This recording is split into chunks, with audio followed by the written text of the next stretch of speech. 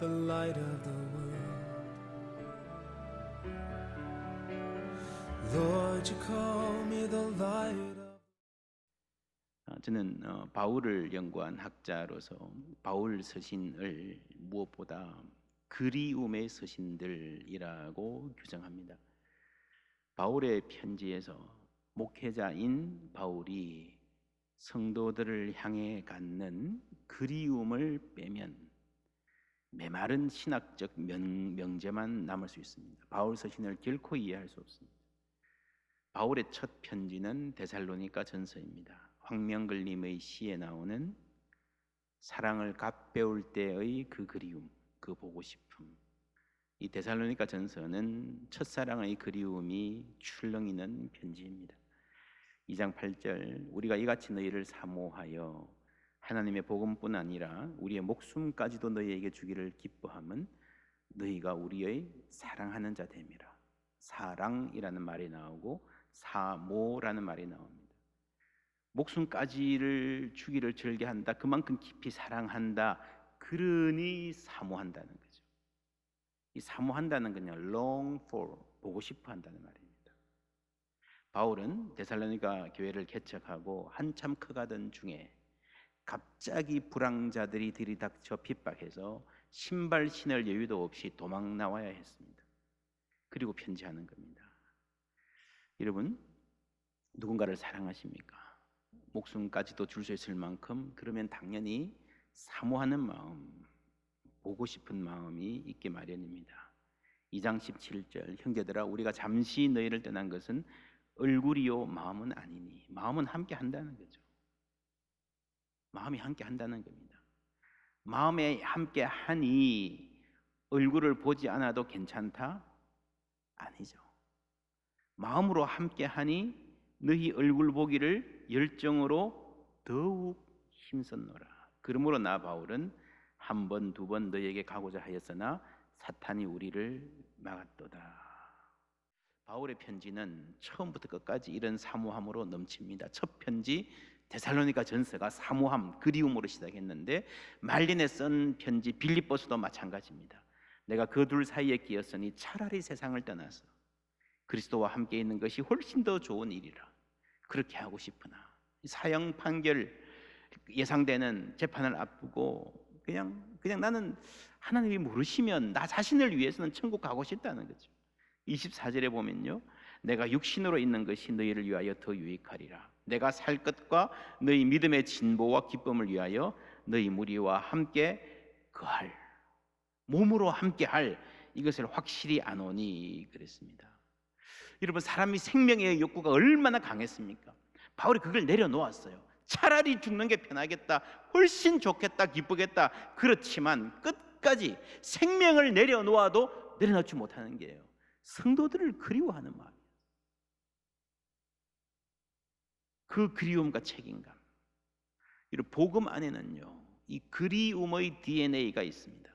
이 DNA는 믿음의 아들 디모데에게도 그대로 유전되었습니다. 디모데후서 1장 3절, 내가 밤낮 간구하는 가운데 쉬지 않고 너를 생각하여 청결한 양심으로 조상적부터 섬겨오는 하나님께 감사하고 내 눈물을 생각하며, 영적인 아버지 바울을 생각하고 그 보고 싶은 마음에 눈물 흘리는 그 디모데를 보면서 생각하면서 편지를 쓴 것입니다. 너 보기를 원하면, 너 보기를 원하면. 우리 영적으로 하나 되었으니 괜찮다, 그게 아니고요, 보기를 간절히 원하면 내 기쁨이 가득하게 합니다. 여러분, 이러한 마음으로 사모함을 드릴 때에 하나님께서 우리의 삶에 다시 예배를 회복시켜 주시고 기쁨이 가득하게 해주실 줄 믿습니다. 요한복음의 예수님도 마음만이 아니라 몸으로 이 땅에 오신 분입니다. 그 몸으로 백성들 앞에 서셨습니다. 오늘 말씀에 보라 이 사람이로다, 빌라도의 말입니다. 예전 성경에 이 사람을 보라라고 되어 있던 이 말, 아주 유명한 말입니다. 빌라도는 어떤 맥락에서 왜 이 말을 했는가? 유대인들이 예수를 끌고 왔습니다. 이 사람을 십자가에 못 박으라고 요구합니다. 그런데 빌라도가 예스 하지 않아요. 유대 지도자들이 당황합니다. 왜냐하면 예수를 체포하러 갈 때에 빌라도가 군대를 내줬거든요. 그러니까 허락이 있었다라고 생각을 하는 겁니다. 사형 선고 쉽게 받아낼 수 있을 거라고 생각했습니다. 그런데 막상 데리고 오니까 빌라도하고 입장이 달라요. 빌라도 입장에서는 이게 대단히 위험한 사람이라 그래가지고 잡아야 된다 그래서 군인을 보내줬지만 막상 잡아와서 놓고 보니까 위험해 보이지 않아요. 무슨 죄냐 뭐라 그러는데 상식에도 맞지 않고 로마의 법률로도 사형시킬 수 있는 죄가 전혀 아니에요. 그래서 데리고 들어가서 따로 신문합니다. 한참 신문해도 그래도 죄가 보이지 않습니다. 나와서 말합니다. 내가 꼼꼼히 물어보고 점검해 보았는데 죄가 없다. 그런데도 이 사람들이 물러설 기미가 보이지 않으니 타협안을 제시합니다. 첫 번째 타협안이 바라바. 명절이면 특별 사면이 있는데 이 흉악범을 놓아줄까 예수를 놓아줄까. 예수가 미워도 이 엄청난 흉악범하고 비교하라 그러면 예수를 놓아주죠. 저놈은 죽여야죠. 그럴 줄 알았는데 사람들이 바라바 그럽니다. 그래서 빌라도는 이 정도면 이건 광기다 이해할 수 없었습니다. 그렇지만 빌라도는 어떻게든 이 처형을 피하고 싶었습니다. 다시 대화를 중단하고 안으로 들어갑니다. 부하들을 불러서 채찍질하라 그럽니다. 그때 로마 군인들이 가시관을 씌우고 왕의 색깔인 빨간색 옷을 입히고 마음껏 조롱합니다. 옷이 검붉게 물들고 찢어지고 살점이 떨어져 나가고 뼈가 튀어나올 정도가 됩니다. 이 채찍질에는 두 가지 의도가 있었습니다. 하나는 예수라는 사람이 정신 못 차리고 진리니 뭐니 엉뚱한 소리 하는데 죽도록 맞으면 잘못했습니다. 하지 않을까. 두 번째는요, 유대인들을 설득하기 위해서입니다. 그래서 빌라도가 다시 밖에 나와서 말합니다. 너희들이 십자가에 못 박으라고 한 그 사람을 내가 다시 데리고 나와 보겠다 하면서 피투성이가 된 예수를 끌고 나옵니다. 이 사람을 보라. 무슨 말입니까? 이 사람을 보라. 이렇게 무력하고 비참한 인간을 보라는 말이에요. 여러분, 이런 비참하고 무력한 이 약한 사람이 어떻게 군사를 일으켜가지고 로마를 뒤집는다? 말이 안 되지 않느냐. 백성들의 위에 권위 있게 군림하는 유대인의 왕이다? 말이 안 되지 않느냐. 그런 위협과 위용과는 전혀 거리가 멀지 않느냐. 그래도 죽여야 되겠냐. 너희들 이 사람은 죽일 사람이 아니야. 얼마나 무력하고 비참한 사람인지, 아무것도 아닌 사람인지 그걸 눈으로 보면서도 죽이라고 하느냐 라는 말이 이 사람을 보라 라는 말의 뜻입니다. 이 사람은 죽일 필요도 없고 우리가 신경 쓸 필요가 없는 사람이야. 비참하고 무력한 사람 예수를 보여주면서 프레젠테이션 하는 것입니다. 그런데 이 말이 심오한 아이러니인 것은 이 장면을 통해서도 하나님도 프레젠테이션을 하시는 거예요. 이 사람을 보라. 여호와의 구원을 보라. 여러분, 하나님이면서 동시에 사람입니다. 그래서 이 사람을 보라라는 말은요, 참다운 사람, 인간다운 인간을 여기서 보라는 말입니다. 여러분, 하나님이 본래 창조하신 인간은 참 아름답고 멋진 존재였습니다.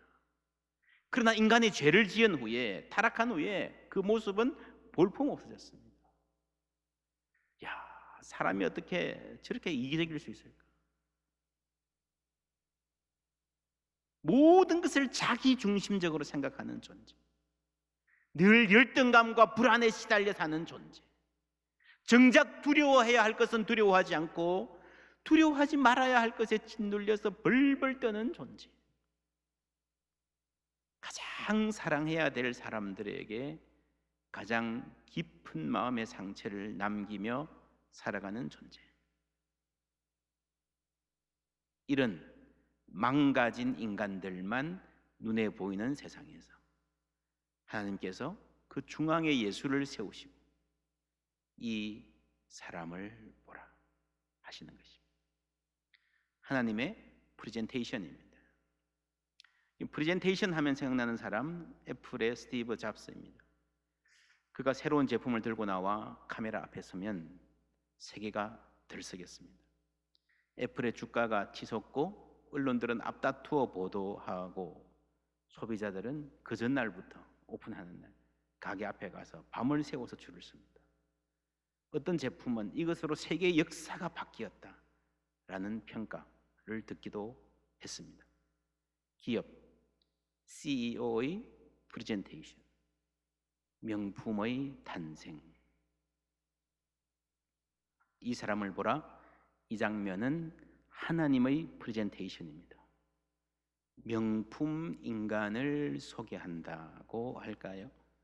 아니, 그것을 넘어서서 참 인간상, 유일하게 인간다운 하나님이 창조하신 그 원래의 인간상을 제대로 구현한 유일한 인간. 아이폰이 애플의 자존심이라면 예수는 하나님의 자존심입니다.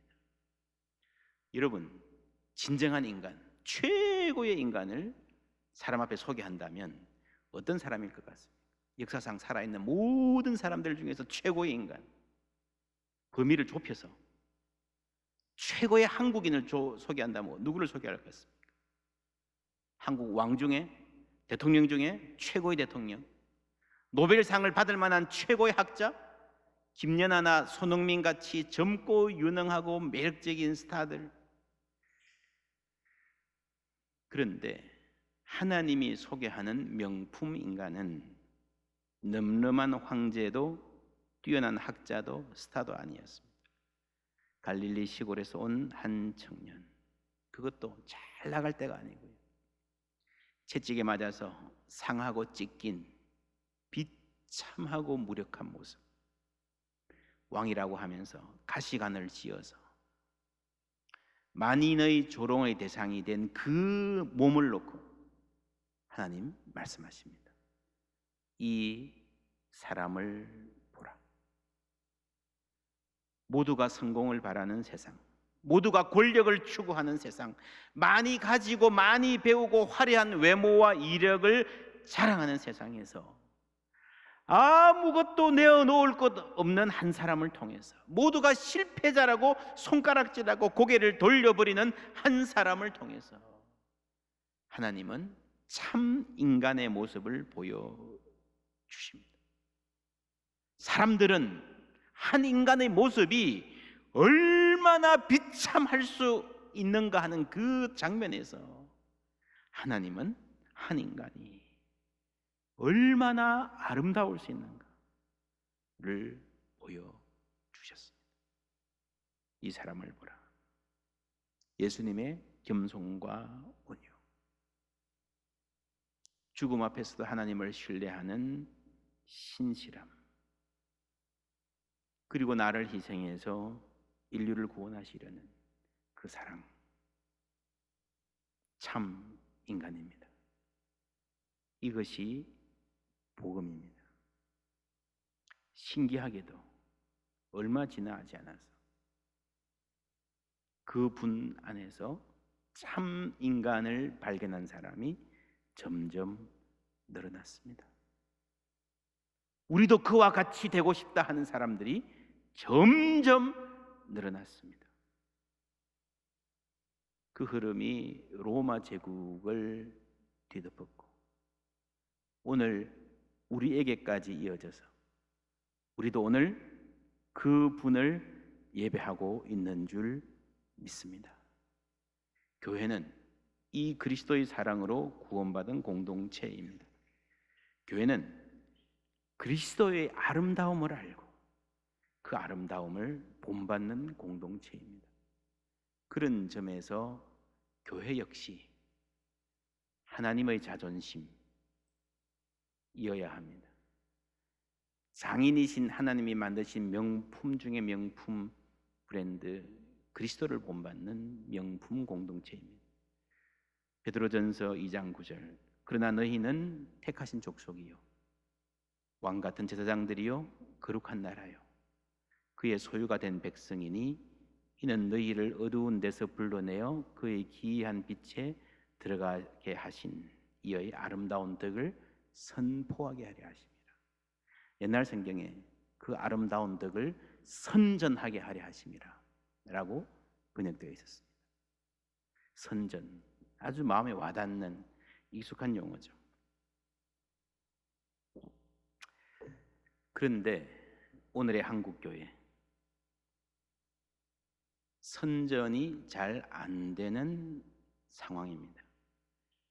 교회가 하나님의 아름다움을 드러내고 선전하기는커녕 심하게 손가락질 받는 상황입니다. 그렇지 않아도 사회에서 평가가 좋지 않던 참이었는데 이번 코로나 사태 때 신천지가 사고치면서 교회가 조금만 잘못하면 너희가 신천지와 다를 게 뭐냐 이런 소리를 들어야 했습니다. 그리고 그 와중에 일부 교회들이 무분별하게 행동함으로 그런 비난의 목소리에 더욱 힘을 실어주는 형국이 되고 말았습니다. 왜 다른 데는 다 협조하는데 교회만 자꾸 모이라 하느냐? 엄밀하게 말하면 사실과 다릅니다. 다른데 유흥업소들, 콜센터 이런 데들 아직도 무분별하게 움직이는 것 같습니다. 거기에 비하면 대다수의 교회들은요 정부 지침에 잘 협조하고 있습니다. 심지어 일각에서는 헌금 때문에 그런 것 아니냐 하는 낯뜨거운 말까지 들립니다. 그렇지 않습니다. 여러분 기억하십니까? 우리 교회는 사태의 처음에 급하게 온라인 예배 안내 문자 보내면서 계좌번호 보내지 않았습니다. 그러니까 성도님들이 연락해 왔습니다. 헌금하고 싶은데 계좌번호 좀 알려주십시오. 예배 시간에 보내겠습니다. 해서 화면에 적어서 보냈는데요. 그날 예배 드리는 가운데 이게 너무 짧게 휙 지나가 버려가지고 보지도 못했습니다. 하는 전화가 또 왔습니다. 포항제일교회는 헌금에 별로 관심이 없나 보다. 그게 아니고요. 여러분 저도 온라인 예배 드리면서 재정부 장로님께 헌금 몇 퍼센트 들어왔습니까? 한 번도 물어보지 않았습니다. 한참 지나서 엊그제 이제 수요일 저녁에 재정부에서 정리해서 들고 오셨습니다. 이게 자랑이 아닙니다. 엄밀히 말하면 제가 교회 행정의 책임자로서 해야 할 일을 안 한 것입니다. 직무유기입니다. 제가 헌금에 관심이 없다기보다는 예배를 온라인으로 드려야 하는 이 초유의 사태를 맞아서 어떻게 우리가 예배하고 성도들 돌보고 아이들 교육하고 공동체의 영적인 활력을 유지하는가 하는 것이 너무 급하고 중요했기 때문에 헌금은 생각의 우선순위에서 밀린 것입니다. 그리고 이 포항 지역에서 소외된 이웃들이 없는가 돌아보고 선교하고 또 시시각각 변화하는 상황 속에서 교회가 어떻게 방향을 잡아야 하는가가 너무 급하고 중요했기 때문에 헌금 문제는 관심에서 밀린 것입니다. 저는 다른 교회들도 대부분 크게 다르지 않으리라 생각합니다. 목사가 이런 말까지 해야 되냐? 저는 참 싫습니다. 유치합니다. 그런데 지금 이런 말까지 해야 될 정도로 교회에 대한 오해와 공격이 많습니다. 여러분 한국교회 잘못한 점이 많지만요 한국교회가 그렇게 한심하지 않습니다. 우리라도 잘 알아야 됩니다. 상당 부분 교회에 대한 비난은 침소봉대되어 있습니다. 지금 입을 모아 한국교회를 공격하는 언론들, 한국을 대표한다는 신문사들이 몇 개월 전까지만 하더라도요 이 신천지라는 집단을 얼마나 부추겨 줬는지 모릅니다. 대단한 집단으로 막 올려줬습니다. 오늘 사태가 이렇게 된 데는, 오늘의 한국 사회가 이렇게 된 데는 언론의 책임이 훨씬 더 큽니다. 왜냐하면 그때 이미 신천지가 얼마나 반사회적인 집단인지, 가정을 파괴하고 젊은이들의 삶을 유린한다든지 하는 행동이 잘 알려져 있던 상태였습니다. 여러분, 교회와 일부 기독교 언론이 정말 목에 피가 나라 외쳤습니다. 그거 다 알면서도요, 신천지를 얼마나 띄워주는지 모릅니다. 책임이 있다면 그쪽이 훨씬 많습니다. 근데 지금은 아무렇지도 않게 또 교회를 손가락질합니다. 여러분, 한국 교회 평균적으로 보면 그렇게 한심하지 않습니다. 사순절 기도 제목 쓰면서 여러분 기억하시죠? 환난이 지나고 더 견고한 신앙으로 서게 하옵소서. 이 기도가 우리 모두의 기도가 되어가고 있음을 믿습니다. 이 공백 기간이 지나고 우리 교회가 더 견고한 교회로, 여러분 한 사람 한 사람이 더 하나님 기뻐하시는 자녀로 서기를 바랍니다. 우리가 매일 되풀이하여 기도하는 그 기도에 힘이 있습니다. 교회가 전염병 극복에 모범을 보이게 하소서. 매일 기도했습니다. 이미 우리 마음에 중요한 가치가 되었고 이 부분에 우리가 하나로 마음이 모이고 있습니다. 끝까지 우리는 이 입장을 견지할 것입니다. 우리는 전염병 극복 노력에 최선을 다하면서 우리가 소중히 여기는 예배 더욱 소중하게 여기는 교회 되기를 바랍니다.